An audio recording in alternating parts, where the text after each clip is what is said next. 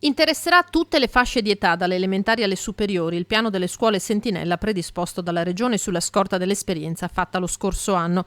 Tamponi salivari molecolari in 72 plessi distribuiti nelle 7 province, eseguiti ogni 15 giorni. Noi il 13 siamo in trincea, inizieremo una nuova avventura. Per noi l'obiettivo è uno solo: testare, testare, testare e fare in modo che la scuola resti aperta. Noi speriamo che si inauguri un nuovo corso per la scuola e si abbandoni definitivamente la DAD. Abbiamo capito che è una devastazione psicologica oltre che formativa. Si comincia il 13 settembre in 4 istituti: la Scuola Enologica Cerletti di Conegliano, l'Istituto Comprensivo Toti di Musile di Piave, il Liceo Scientifico Cornaro di Padova e l'Istituto di Legnago.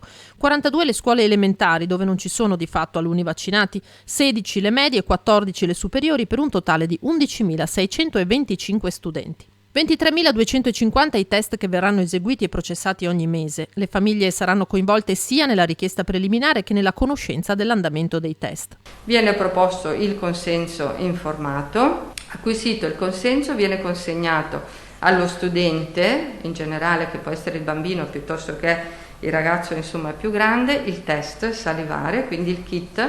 Viene fatto in autoprelievo. Questo è l'elemento, l'altro elemento innovativo, perché non c'è bisogno dell'intervento di un operatore sanitario, ma il bambino raccoglie a casa la saliva all'interno della provetta. Questa provettina inserita in una busta, già nella provetta c'è l'etichetta che corrisponde alla persona, e viene raccolto all'interno in un box che viene posto nella scuola. Dal momento della consegna le microbiologie hanno un tempo di circa 24 ore per avere il referto, che naturalmente viene poi riferito alla famiglia. In caso uno studente risulti positivo, andrà in isolamento, mentre i compagni procederanno ai tamponi. Se all'interno della classe, dove sono stati testati tutti, c'è un solo positivo, gli altri ragazzi continuano ad andare a scuola, con quel concetto di attenzione ad evitare